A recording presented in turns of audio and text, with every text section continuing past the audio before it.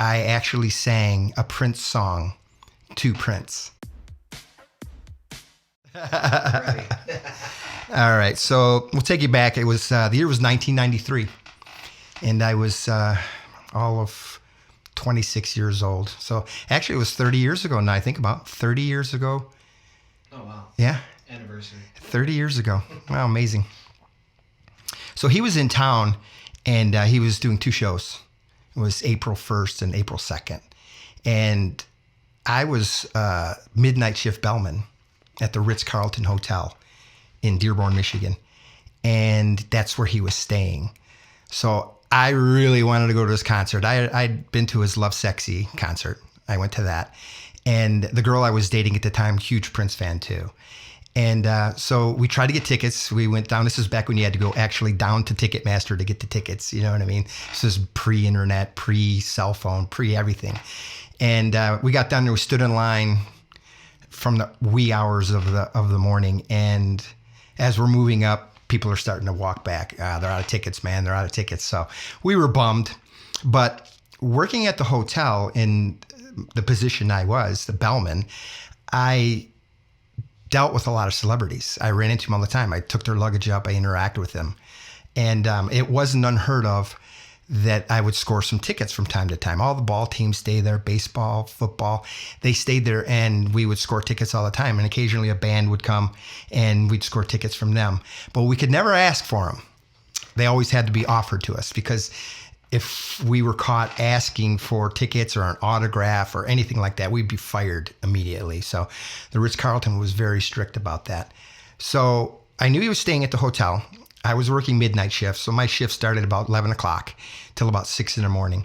And it was April 1st I started, and I'm standing in the lobby behind the bell stand, which was not much different than this, a little higher. And it was about 1:30 in the morning on April the 2nd, actually. And the hotel was a ghost town. You know, everybody had checked in. Everybody had checked in for the night. All the dinner guests were gone. And it was just basically me, the doorman, and the front desk girl. That was it.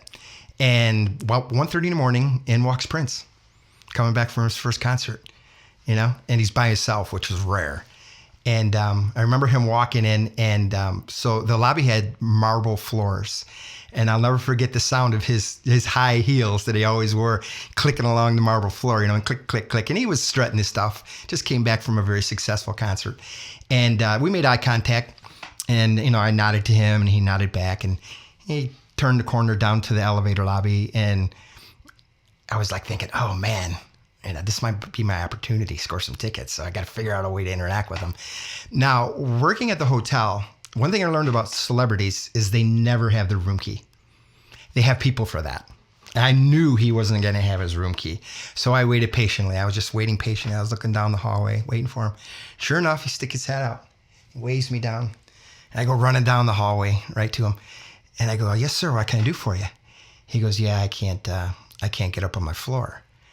And I said, no, sir, you're staying on the 11th floor, which is a private floor. You need your room key to even access that floor. He goes, I ain't got my key. And I said, well, I'll key you up, and I'll let you in your suite so you don't have to deal with front desk. And he goes, all right, thanks. Very soft-spoken, very timid almost comes across. And so we get into the elevator. I turn the key, and Prince is just right there, right next to me, you know, dressed in his typical Prince attire. And he's just, you know, he's looking forward, just kind of minding his own business. And I'm thinking to myself, man, me and my girl really want to go to this concert. You know what I mean? So again, we're trained not to go gaga over celebrities, right? Because if they find out, you get fired. I've actually seen people get fired for interacting with celebrities the wrong way. But this was Prince. This was my man. This was my hero. And so I went for broke. I turned to him. I said, I just got to let you know. He was actually astonished a little bit. He kind of stepped back a little bit, just like, because the way I came in, I was just like, I was standing there, and all of a sudden I said, I just got to let you know I'm one of your biggest fans. I've been following your career since your early days, you know, Minneapolis and your nightclub days and everything like that. And he kind of smirked a little bit. He says, oh, you saw the movie too, huh? And I'm like, I smile and I say, yeah, everybody has. And he kind of just nodded and smiled. And then I went for broke. I said, my girlfriend and my friends say that I sound just like you when I sing. And of course, he's heard that a million times. He kind of smirked. He says, oh, really? He goes, well, let me hear something. He goes, and if you're a true fan, it can't be something I'd hear on the radio. Let me hear something that's different. And so right then, the elevator doors open. We're on the 11th floor and we step out. And I turned to him and I said, how about International Lover? And he looked at me. He goes, you know International Lover? And I went from beginning to end. And he went, go. Just like that. And he put me on blast, and this was my chance. And so I was like, darling, it appears to me. And he was just like, all right. He didn't say a word. He was just kind of like, all right, you got my attention. And so we're walking down the hallway towards the suite, and I'm singing International Lover to him, right? And he just like, he's snapping his fingers, keeping rhythm for me. And I'm just singing International Lover. And we get about halfway down the corridor, and it's just like, what's that one part? It's like, it goes, my plane's parked right outside, baby. And he just like, all right. The kid's got some chops. So keep in mind, I'm like 26 years old. I'm this whiter than white guy. I'm wearing blue pinstripe tuxedo suit, white gloves, bow tie, and black patent, basically tuxedo shoes. And I'm walking down the hallway with Prince singing him International Lover. So we get to a suite, and I open up the door and I stop singing. And he walks in and he turns around and goes, keep going. And I'm like, oh. So I picked up where I left off. He waved me in. And so I picked up where I left off. And so the Ritz-Carlton suite is, it's the size of a house. It has a dining room, entertainment room, 2 bedrooms. It's master suite. But in the entertainment room, there was a baby grand piano. And he walks over to this piano and starts playing International Lover as I'm singing it. And he's throwing in some harmonies and stuff like that. And I'm just like, this is surreal. You know what I mean? And we get towards probably the middle of the song.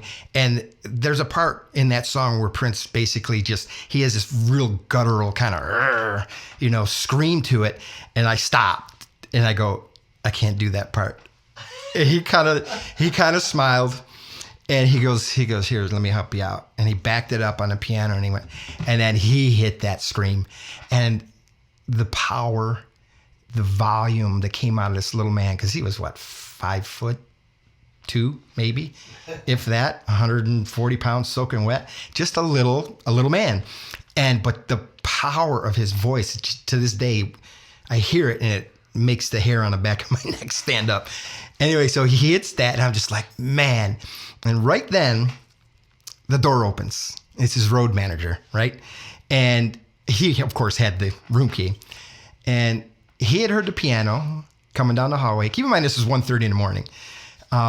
He had heard the piano and then the singing.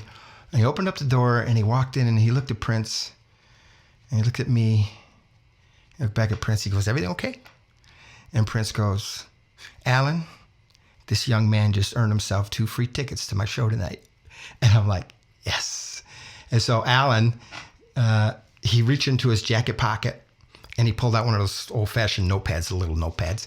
And he goes, all right, let me get your name. And, I'll have a couple tickets waiting for you down at Will Call, down at the Fox Theater. And Prince goes, no, Alan, give him the good ones.